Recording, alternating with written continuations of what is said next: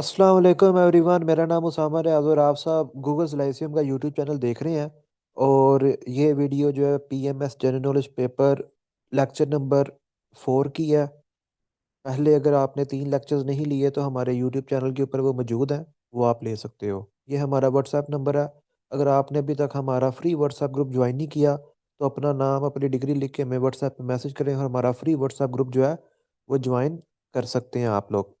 इसके अलावा हमारा पेड सेशन भी चल रहा है पीएमएस जनरल नॉलेज पेपर का। उसमें कंटेंट्स थोड़े डिफरेंट और ज़्यादा वो नेक्स्ट लेवल का है। ठीक है, तो आज 7 जनवरी 2026 को मैं ये वीडियो रिकॉर्ड कर रहा हूँ और शाम 5:02 टाइम हुआ है। और कल 6 जनवरी को मैंने अपने पेड सेशन के अंदर उन्हें साइंस ही पढ़ाई थी। उन्हें मैंने जो थे वो इंस्ट्रूमेंट्स यानी units of measurement, use of instruments और डिजीजेस वगैरह का जो था, जो फूड साइंस एंड न्यूट्रिशन से रिलेटेड जो पोर्शन है वो चीज़ें मैंने उन्हें कल करवाई थी पेड सेशन वालों को। इसके अलावा हमारा कल पहला लेक्चर हुआ था इंग्लिश ऐसे का। ठीक है, वो फ्री लेक्चर था। पहले जो लेक्चर था फ्री था, उसकी वीडियो भी अवेलेबल है। देखो, सेशन ज्वाइन करना या ना करना ये तो आप लोगों की मर्जी है। लेकिन अगर आप हमारे इंग्लिश ऐसे का पहला लेक्चर सुन लो और जो इंग्लिश प्रेसी वाला जो पहला लेक्चर है वो सुन लो तो आपको ऐसे का पता चल जाएगा। और प्रेसी लिखना तो वैसे ही आपको आ जाएगा अगर वो आप लेक्चर ले लेते हो तो ये तो हमने आप लोगों के लिए बहुत बड़ी नेकी की है। ठीक है, अगर आप ये दो वीडियोस देखते हो इंग्लिश ऐसे वाली और प्रेसी वाली तो आपका मसला जो है वो हल हो जाएगा। ओके जी, आज के लेक्चर की तरफ चलते हैं। आज के लेक्चर की तरफ हम चलते हैं। तो कल हमने ना लेक्चर नंबर 3 में यहाँ तक जो था वो करवाया था। ठीक है, यहाँ तक हमने पढ़ा था मरकरी तक। अब हम वीनस को पढ़ते हैं। वीनस का कल की क्लास में मैंने जिक्र किया था कि इसका साइज जो है वो अर्थ के बराबर बराबर है। ठीक है, तो वीनस को कहा जाता है कि ये, एक मिनट रुकिएगा, जो ज़रूरी चीज़ें नहीं हैं उनको ज़रा मैं थोड़ा सा गायब कर दूं। ओके, वीनस को कहा जाता है दी हॉटेस्ट प्लैनेट। ठीक है, ये हमारे सोलर सिस्टम का सबसे गर्म तरीन प्लैनेट है। ये मरकरी से भी ज्यादा हॉट हॉट है। ठीक है, ये मरकरी से भी ज्यादा गर्म है। मरकरी तो कुछ भी नहीं है। ठीक है, तो वीनस ज्यादा हॉट है एज कंपेयर टू मरकरी। और ये ब्राइटेस्ट प्लैनेट भी है। ठीक है, ये हमारे सोलर सिस्टम का ब्राइटेस्ट प्लैनेट भी है और ये स्लोवेस्ट रोटेटिंग प्लैनेट भी है। ठीक है, ये हमारे सोलर सिस्टम का स्लोवेस्ट रोटेटिंग प्लैनेट भी है। ठीक है, अब ये ब्राइट इतना है कि इसे मॉर्निंग स्टार भी कहते हैं और इवनिंग स्टार भी कहते हैं। जब सुबह सुबह होती है ना, ठीक है, तो तब जो सबसे ज्यादा जो शाइन करता हुआ सितारा आपको नजर आता है वो बेसिकली वीनस होता है। और इसी तरह जब सूरज जो है वो गुरूब हो रहा होता है तो जो सबसे पहला सितारा आपको शाइन करता हुआ नजर आ रहा होता है वो वीनस होता है।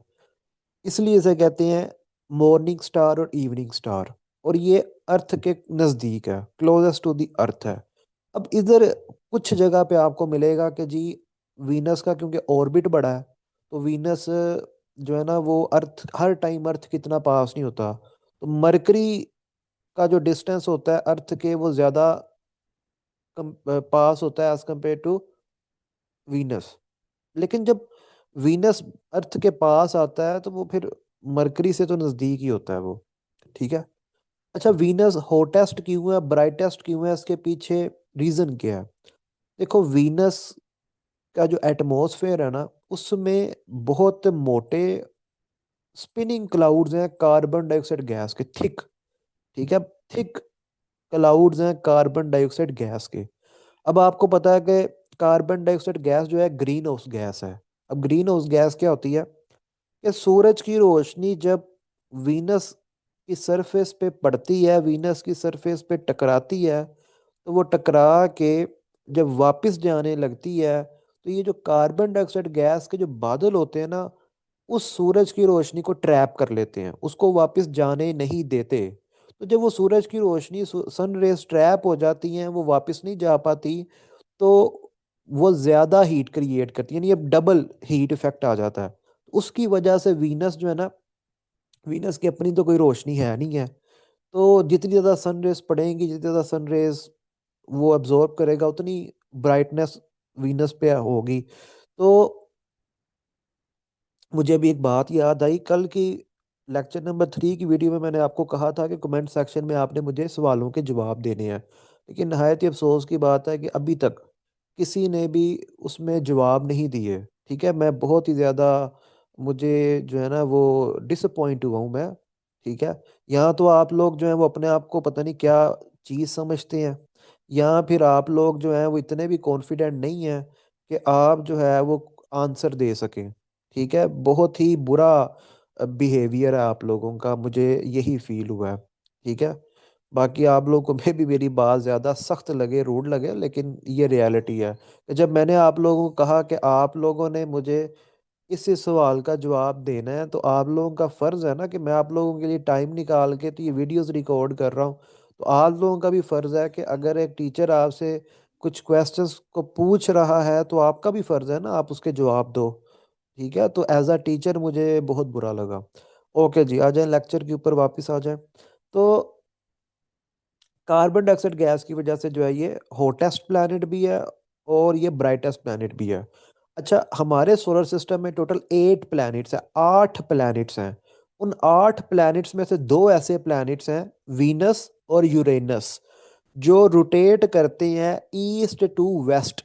ٹھیک ہے، یہ ایسٹ سے ویسٹ کی طرف روٹیٹ کرتے ہیں. ٹھیک ہے، ایسٹ ٹو ویسٹ یہ اپنے ہی ارد گرد گھومتے ہیں، وینس اور یورینس. ٹھیک ہے، اس لیے ان دونوں پلانٹس کو کہتے ہیں، ان کی روٹیشن کو کہتے ہیں کلوک وائز روٹیشن. باقی جو 6 پلانٹس ہیں ان کی جو روٹیشن ہے وہ ویسٹ ٹو ایسٹ ہے. باقی 6 کی ویسٹ ٹو ایسٹ ہے، اور انہیں کہتے ہیں اینٹی کلوک وائز روٹیشن والے پلانٹ. ٹھیک ہے، تو ارتھ کی بھی جو روٹیشن ہے وہ ویسٹ ٹو ایسٹ ہے. اسی وجہ سے جو سورج ہے وہ ہمیں ایسٹ سے نکلتا ہوا نظر آتا ہے، کیونکہ ارتھ جو ہے وہ ویسٹ سے ایسٹ کی طرف روٹیٹ کرتی ہے. ٹھیک ہے، اچھا، تو یہ بھی سوال پیپرز میں اکثر آتا ہے. یہ چیزیں، یہ ساری کی ساری چیزیں جو میں پڑھا رہا ہوں نا، یہ سارا کچھ پیپرز میں آ چکا ہے. پاس پیپرز دیکھ لینا، جو میں پڑھا رہا ہوں یہ سارا کچھ پیپرز میں آیا ہوا ہے. اس کے بعد جی، وینس کا جو ایک دن ہے، یعنی وینس کی جو ایک روٹیشن ہے، ٹھیک ہے، وہ ارتھ کے 243 ڈیز کے برابر ہے.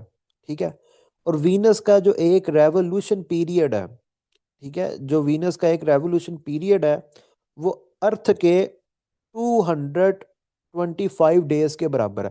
کیونکہ وینس اپنے ارد گرد بہت سلو روٹیٹ کرتا ہے ایز کمپیئر ٹو سورج کے ارد گرد گھومتے ہوئے اس کی سپیڈ زیادہ ہوتی ہے. ٹھیک ہے، اس لیے وینس کا روٹیشن پیریڈ سلو ہونے کی وجہ سے اب ہم دن 1 ڈے کیا ہوتا ہے روٹیشن پیریڈ، تو اس کا روٹیشن پیریڈ سلو ہے، اس کا ریولوشن پیریڈ وہ زیادہ تیزی سے کور کر لیتا ہے. اس لیے وینس کا جو ایک دن ہے وہ اس کے ایک سال سے بڑا ہے.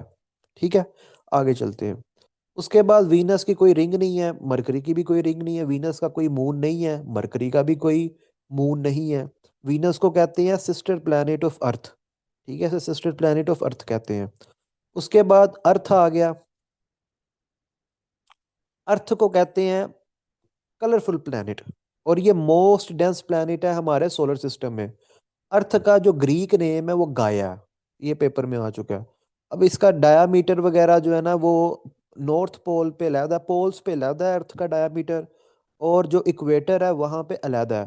اسی طرح ارتھ کا جو سرکمفیرنس ہے وہ پول پہ علیحدہ ہے، اکویٹر پہ علیحدہ ہے. ارتھ کا ایک ہی مون ہے، اس کا نام لیونا ہے، یہ لیونا بھی پیپر میں آ چکا ہے. ارتھ کا جو ریولوشن پیریڈ ہے وہ ہے 365 ڈیز اور 6 آورس.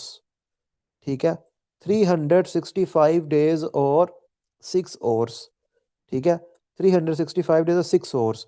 اسی لیے ہر 4 سال کے بعد after after after after every 4 years, after every 4 years ہم ایک ایکسٹرا دن جو ہے وہ ऑब्जर्व करते हैं। वो क्यों होता है?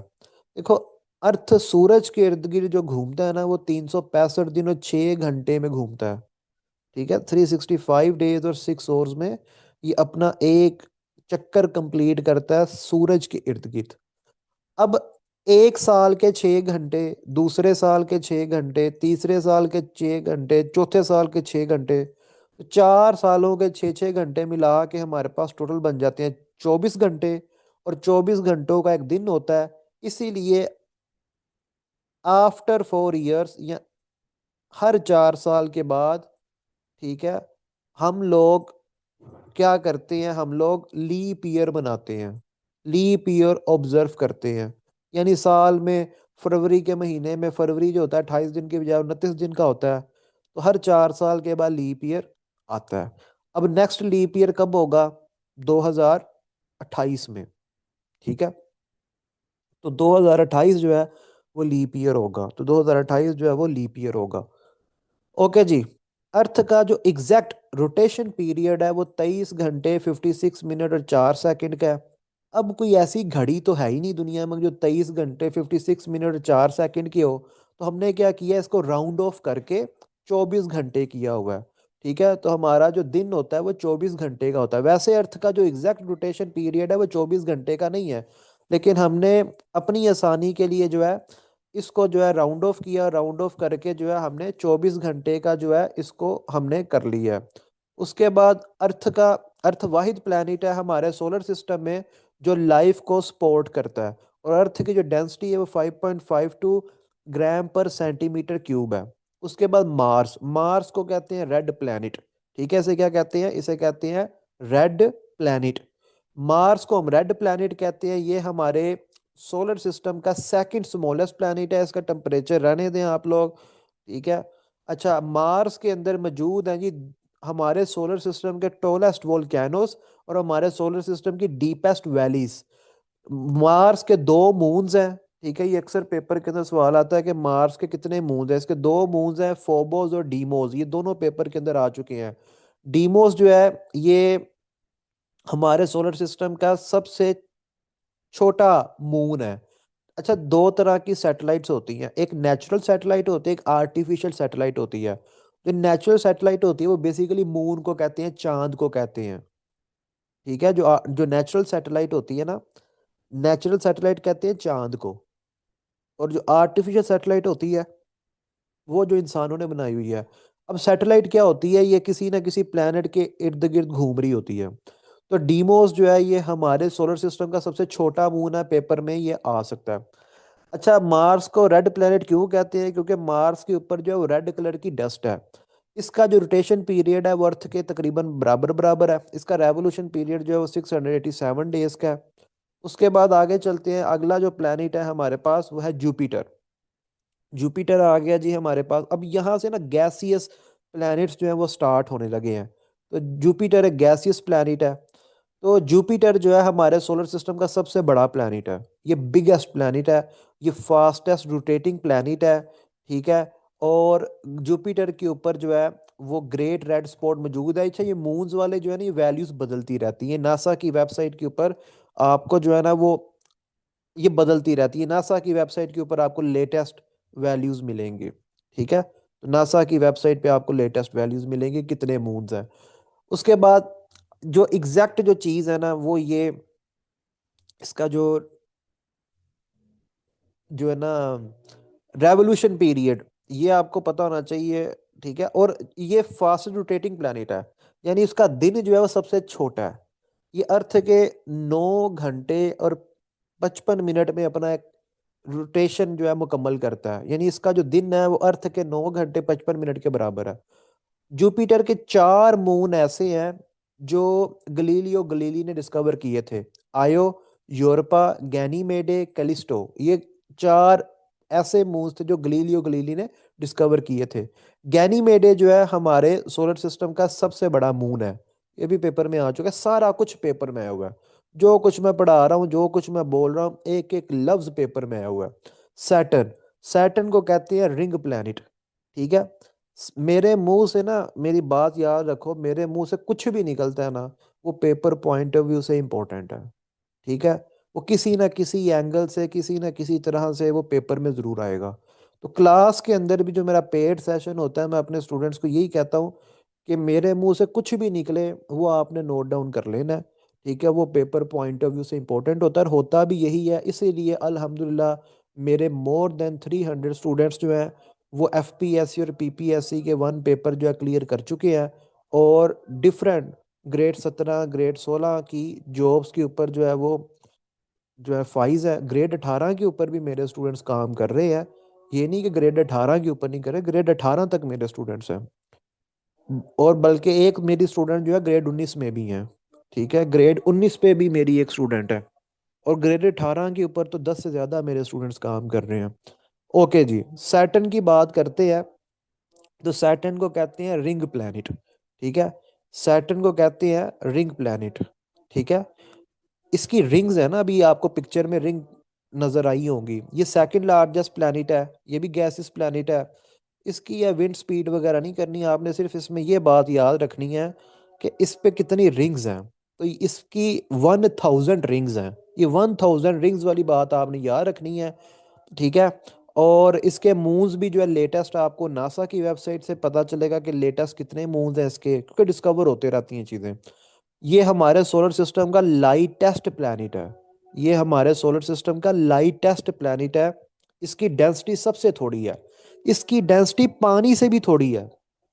اگر آپ سیٹن کو ایک باتھ ٹب میں رکھ دو, ایک پانی والے ٹب میں رکھ دو سیٹن کو, تو یہ پانی کے اوپر تیرے گا جس طرح سیب پانی کے اوپر تیرتا ہے.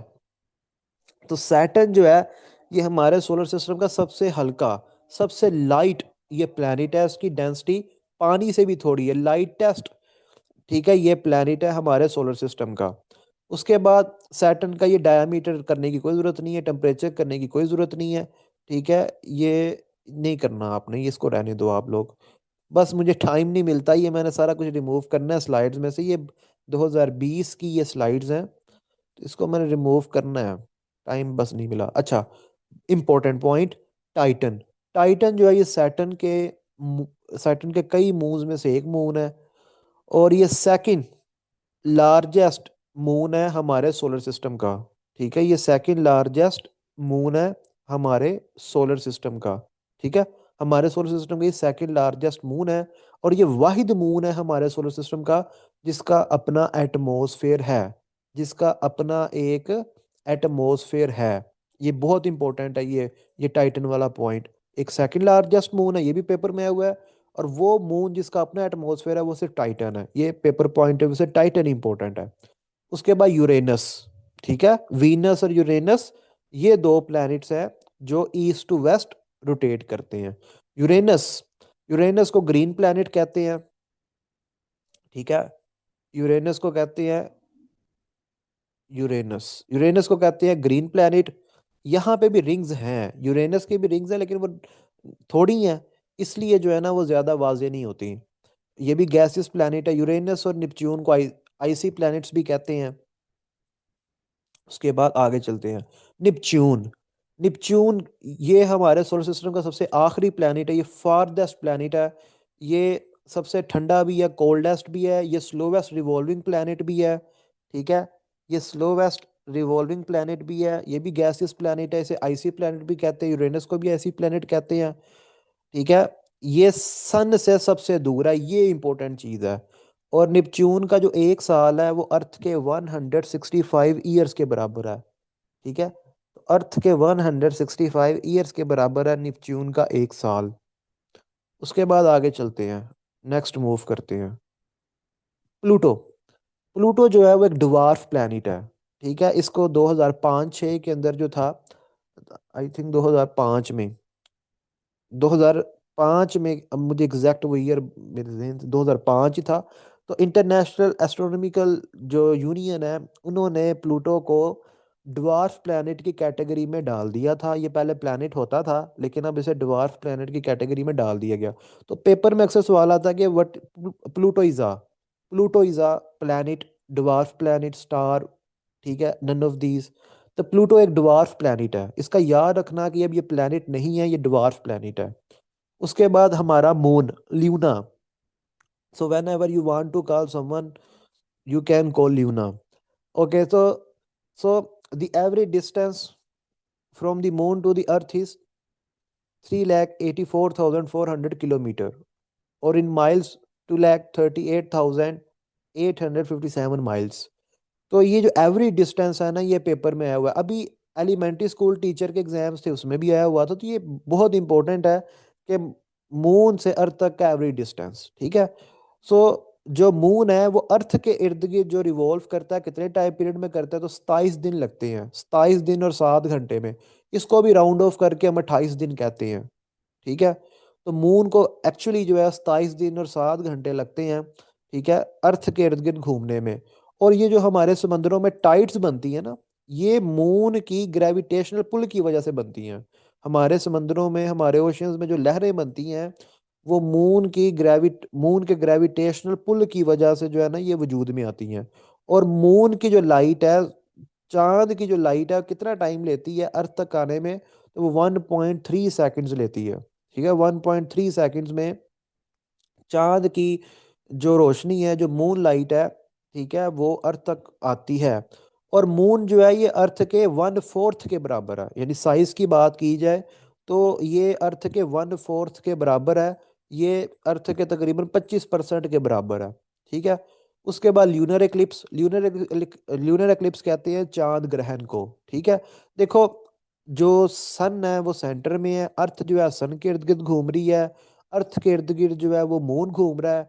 तो जब अब मून की कोई अपनी लाइट नहीं है, मून के ऊपर सूरज की रोशनी पड़नी है तो मून ने ब्राइटनेस शो करनी है, मून ने ब्राइट होना है। तो जब ये तीनों एक ऐसी लाइन में आ जाते हैं कि जब सूरज की रोशनी मून पे नहीं पड़ रही, तो मून ब्राइट नहीं होगा। तो अर्थ का ये वाला हिस्सा जिसको मैंने रेड रेड किया, यहाँ पे अब रात का टाइम होना था, और यहाँ पे चांद की थोड़ी बहुत रोशनी होनी थी। लेकिन अब चांद बिल्कुल डल हुआ पड़ा है, मून के ऊपर सूरज की रोशनी नहीं पड़ी, तो बिल्कुल डल हुआ पड़ा है, ठीक है। तो जब वो कंप्लीट डल हुआ पड़ा है, तो आम रात की निस्बत ये जो रात होगी ये ज्यादा काली होगी, ज्यादा डार्क होगी। इसे कहते हैं चांद ग्रहण, ठीक है। अब यहाँ पे जो है ना, यहाँ पे अर्थ के दो शैडोज बने, एक नुम्रा और एक पेनुम्रा, अम्बरा और पिनुम्रा, ठीक है। तो जो डार्क शैडो होता है वो अम्बरा होता है।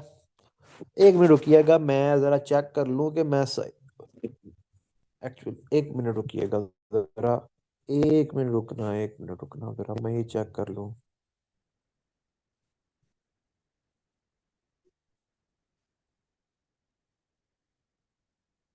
Okay okay okay okay.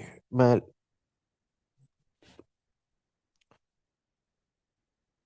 असल में लाइट बंद है तो मेरा लैपटॉप बंद होने लगा था, तो वो मैं चेक कर रहा था, ठीक है। इसकी बैटरी लेवल जो है ना वो हो जाएगा कंप्लीट, या मैं इसको इधर ही एंड करूं।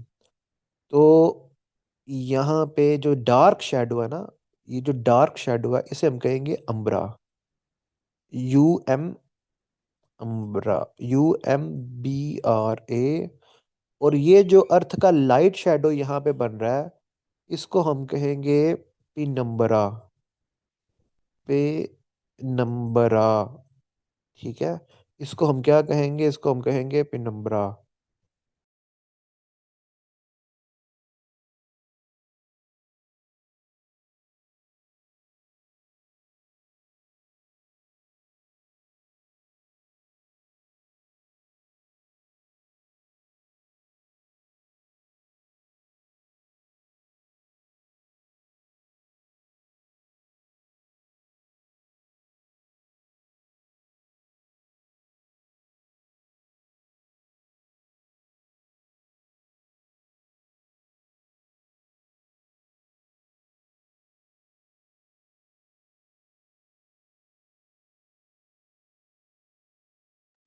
ओके जी, आई एम बैक। तो अब आगे चलते हैं। सोलर एक्लिप्स, सोलर एक्लिप्स जो है सूरज ग्रहण है, ठीक है। जब मून जो है वो अर्थ और सूरज के दरमियान आ जाए। अब देखो, अर्थ का ये वाला हिस्सा जिसको मैंने रेड कलर से फिल किया है, यहाँ पे दिन का टाइम होना था ना, लेकिन वो चांद साहब आ गए हैं सूरज और अर्थ के दरमियान। तो وہ دن کے ٹائم اندھیرا ہو گیا کیونکہ چاند نے سورج کی روشنی کو اس علاقے میں روک دیا، پہنچنے سے روک دیا، ٹھیک ہے؟ تو اب دن کا ٹائم ہونا تھا، دن کا ٹائم نہیں ہے، وہ رات ہو گئی ہے، تو اب یہ جو رات کا سما بن گیا نا، اس کو ہم کہیں گے سورج گرہن۔ یہاں پہ جو ڈارک شیڈو مون کا بنے گا وہ امبر ہے، ٹھیک ہے؟ یہ جو ڈارک شیڈو بن رہا ہے مون کا یہ امبر ہے، اور جو ابھی میں وائٹ کلر کا شیڈو بنا رہا ہوں نا، یہ لائٹ شیڈو ہوگا مون کا، اسے کہیں گے پن نمبرا، ٹھیک ہے؟ جو لائٹ شیڈو ہوتا ہے نا اسے کہتے ہیں پن نمبرا، چاہیے گا، اوکے؟ اسے کہیں گے لائٹ شیڈو کو ہم کہیں گے پن نمبرا، اوکے؟ اوکے، تو ڈارک شیڈو امبرا اور لائٹ شیڈو پنمبرا، اوکے آگے چلتے ہیں۔ May be my pronunciation is not as correct as the words, so you may check, okay? ایسٹروئڈ belt, ایسٹروئڈ belt دیکھو، ہمارا جو سولر سسٹم ہے نا اس میں بہت بڑے بڑے پتھر ہیں، کومیٹس ہیں، میٹیورز ہیں، ٹھیک ہے؟ ایسٹروئڈز ہیں، تو ایسٹروئڈز اتنے زیادہ کروڑوں اربوں ایسٹروئڈز جو ہے نا وہ پائے جاتے ہیں جوپیٹر اور مارس کے درمیان۔ تو اکثر پیپر میں سوال آتا ہے کہ ایسٹروئڈ بیلٹ کن دو پلانٹس کے درمیان میں موجود ہے؟ تو جوپیٹر اور مارس کے درمیان ہے ایسٹروئڈ بیلٹ، ٹھیک ہے؟ جوپیٹر اور مارس کے درمیان موجود ہے ایسٹروئڈ بیلٹ۔ تو ایسٹروئڈ بیلٹ جو ہے یہ جوپیٹر اور مارس کے درمیان میں موجود ہے۔ اس کے بعد آگے چلتے ہیں، نیکسٹ موو کرتے ہیں۔ نکولس کوپرنیکس، نکولس کوپرنیکس یہ بھی آپ کے سلیبس کا ہی پارٹ ہے گائز، تو اس کو بھی کرنا ہے۔ نکولس کوپرنیکس یہ پولینڈ سے تھا، اور اس نے، یہ پہلا انسان تھا، ٹھیک ہے، جس نے کہا تھا کہ سورج سینٹر میں ہے اور ارتھ اس کے ارد گرد ریوالو کر رہی ہے، یعنی اس نے کنسیپٹ دیا تھا ہیلیو سینٹرک کا، ٹھیک ہے؟ اس کے علاوہ اس نے کوانٹٹی تھیوری آف منی بھی دی، ٹھیک ہے؟ اس کے بعد Johannes Kepler, Johannes Kepler Germany سے تھا، ہولی رومن امپائر سے تھا، اس نے دیے تھے لاز آف پلانیٹری موشن، ٹھیک ہے؟ لاز آف پلانیٹری موشن جو تھے یہ جوہانس کیپلر نے دیے تھے، یہ چیز پیپر میں آ چکی ہے۔ اب پیپر میں سوال آتا ہے کتنے laws of planetary motion, there are 3 laws of planetary motion and I mention all the 3 laws of planetary motion on this slide. تو اب آپ لوگ یہ 3 لاز آف پلانیٹری موشن پڑھ لیں، ٹھیک ہے؟ گلیلیو گلیلی، گلیلیو گلیلی کا تعلق جو تھا وہ اٹلی سے تھا، فلورنس اٹلی سے تھا۔ He discovered 4 moons of Jupiter, as I mentioned earlier, and he also discovered the phases of Venus. And Galileo was the first one who observed the rings of Saturn, and he also found the sunspots. And he was the one who firstly said there are craters on the surface of the moon. So Galileo Galilei نے جو تھے وہ Jupiter کے 4 مون discover کیے، اس نے کہا کہ Venice کے یہ فیزز ہوتے ہیں، پھر اس نے کہا کہ یہ سیٹرن کی رنگ ہے، ٹھیک ہے؟ سیٹرن ایک رنگ پلانیٹ ہے، پھر اس نے کہا کہ سورج جو ہے اس کے اوپر سپوٹس ہیں، پھر اس نے کہا کہ جو چاند ہے اس کے اوپر بڑے بڑے گڑھے ہیں، ٹھیک ہے؟ اس کے بعد آگے موو کرتے ہیں۔ اسٹیفن ہاکنگ، اسٹیفن ہاکنگ کا تعلق انگلینڈ سے تھا، انہوں نے بلیک ہولز کو ڈسکور کیا، انہوں نے جنرل تھیوری آف ریلیٹیوٹی دی، ٹھیک ہے؟ سوری، انہوں نے general theory of relativity plus quantum, انہوں نے نا general theory of relativity plus quantum mechanics کو ایڈ اٹ کر کے انہوں نے اپنی ایک تھیوری آف کوسمولوجی دی، ٹھیک ہے؟ انہوں نے جنرل تھیوری آف ریلیٹیوٹی کے اوپر بھی کام کیا ہے، انہوں نے کوانٹم میکینکس کے اوپر بھی کام کیا ہے، اور پھر انہوں نے ایک تھیوری دی، تھیوری آف کوسمولوجی، ان کی ایک تھیوری آف کوسمولوجی۔ تو بلیک ہولز جو تھے یہ اسٹیفن ہاکنگ، ٹھیک ہے؟ یہ اس کے ساتھ لنکڈ ہے۔ پیپر میں سوال آیا تھا نا کہ اسٹیفن ہاکنگ نے کن کس چیز کے اوپر کام کیا ہوا ہے، وہ ان تمام چیزوں کے اوپر اسٹیفن ہاکنگ نے کام کیا، تو وہ جو ایم سی کیو آیا تھا اس کا آنسر تھا آل آف دیز، کیونکہ بلیک ہول کا بھی مینشن تھا، جنرل تھیوری آف ریلیٹیوٹی کا بھی مینشن تھا، کوانٹم مکینکس کا بھی مینشن تھا، یہ تینوں چیزیں مینشن تھی، اور جو فورتھ آپشن تھی وہ تھی آل آف دیز کی۔ یہ 2024 میں ایم سی کیو آیا تھا۔ اوکے ایوری ون، اگر کسی نے ہمارا نیکسٹ لیول کا جی کے کا پیڈ سیشن جوائن کرنا ہے، یعنی اگر کوئی چاہتا ہے کہ اس سے بھی زیادہ اچھی اس کی تیاری ہو، تو وہ ہمارا پیڈ سیشن بھی جنرل نالج کا جوائن کر سکتا ہے. اور یہ جتنا کچھ بھی مٹیریل ہے یہ سارا آپ کے ایف پی ایس سی اور پی پی ایس سی کے تمام ٹیسٹ میں بھی کام آئے گا. اگر یہ ویڈیو اچھی لگی ہے تو کمنٹ سیکشن میں اپنا فیڈ بیک دے دے، ویڈیو کو لائک کر دے، چینل کو سبسکرائب کر دے.